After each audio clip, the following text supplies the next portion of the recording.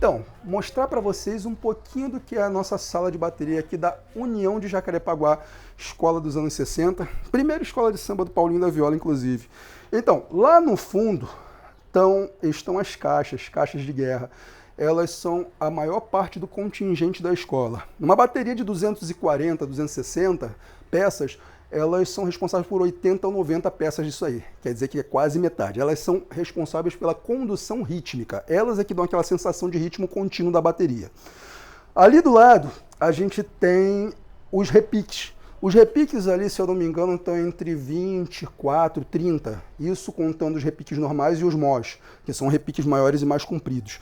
O que acontece? Eles são um molho, esse molho gostoso que a gente ouve na bateria ali no meio das caixas, para não parecer que está tudo tão reto. O repique que resolve isso. Ali a gente tem as terceiras, também chamadas de centradores, são os surdos de terceira, da família dos surdos, são os titãs, esses surdos grandões aqui, essas peças gigantes. Essas aqui são as primeiras e ali estão as segundas. Qual é a grande diferença? A afinação e o tamanho dessas peças. Isso é uma sala de bateria. E aí a gente conta também os naipes leves que estão à frente, que são as cuícas, os agogôs, chocalhos e tamborins, que são considerados a parte da cabeça da bateria, que são os naipes leves. E assim forma-se a bateria, não só da União, mas de qualquer escola de samba. É isso um pouquinho da bateria. A União de Jacarepaguá, ela está situada numa área muito interessante. Por quê? Porque é uma área de comércio. Ali na frente a gente tem a Intendente Magalhães, que é o polo automotivo do Rio de Janeiro. Lá mais para frente você tem o Valqueire, que tem seus bares, etc. e tal. E para o outro lado você tem o Campinho. Então é uma estrada. E aí você tem a vizinhança, que tem a comunidade que mora aqui no entorno aqui. E aí realmente a gente tem as casas.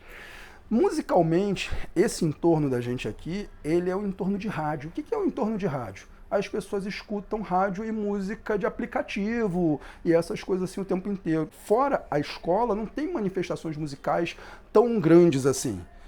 E aí como é que a escola se insere nisso? Ela se insere através de quando ela abre suas portas para o dia de São Jorge, para as feijoadas, para as outras atividades, inclusive atividades de formação de ritmistas, músicos, da mão de obra da escola, né, da bateria, né? Então o que a gente tem? Tem oficinas de percussão aqui dentro funcionando. Para as pessoas que são mais ligadas à área da dança, você tem as oficinas de passistas também que são ministradas pelos diretores daqui da casa.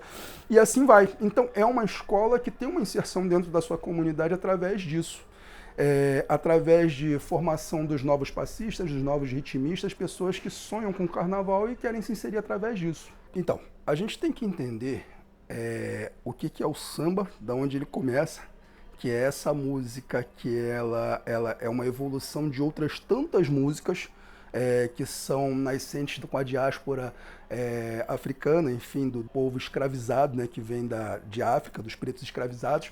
A gente tem que começar a entender a partir daí, e a partir como uma amálgama também de várias outras culturas que se encontraram aqui. Você no início já tinha os povos originários da terra que têm suas maneiras de fazer também suas músicas, que são músicas até muito ligadas às questões religiosas, etc. e tal.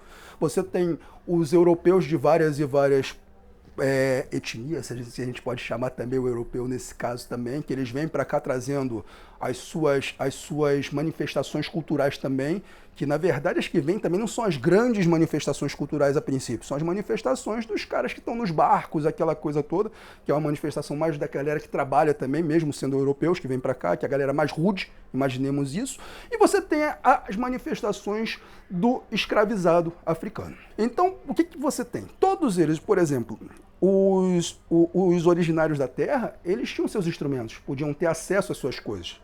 O europeu trazia suas coisas. E o africano?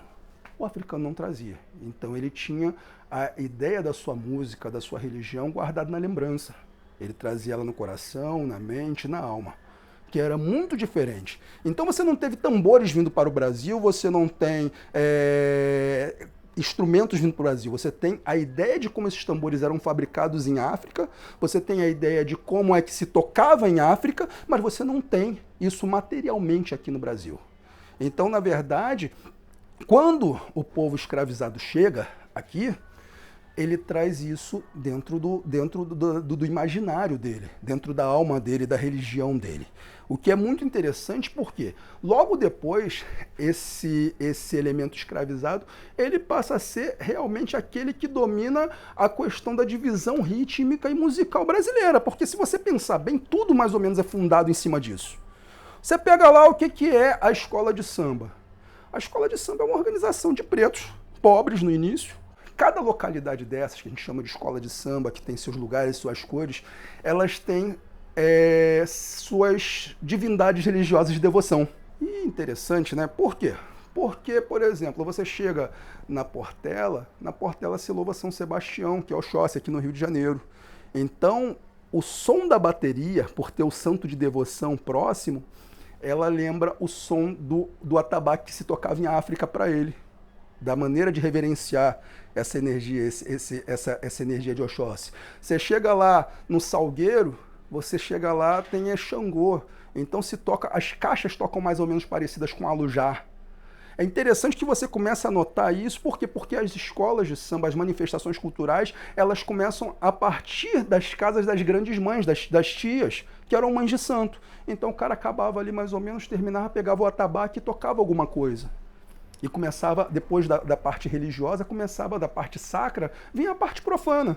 Então essa é uma ligação muito forte que nós temos, as escolas de samba, que a gente tem com a religião africana. Vamos lá. O Alujá de Xangô. O Alujá de Xangô é o toque que a gente usa para Xangô. Estou fazendo ele com um tambor só aqui, ó.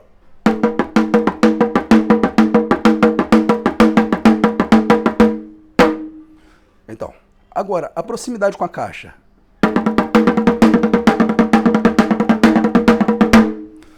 Na verdade, se você notar, falta uma outra coisa, mas há uma proximidade muito grande. Mas quem realmente mantém essa proximidade absurda, até hoje, de carnaval do tambor religioso com o carnaval atual é o Jexá, se a gente pensar bem. O Jexá do Filho Gigante, do Malê de Balê, dos outros Jexás, que aliás, o Jexá, inclusive, ele continua mantendo o toque, que se chama Jexá também, que é o...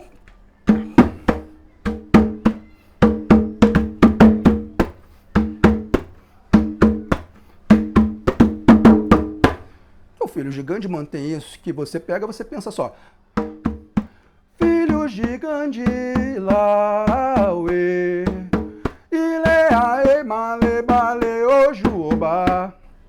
As primeiras cantigas do afoxé, quando você sai no Filho Gigante, é o afoxé loni.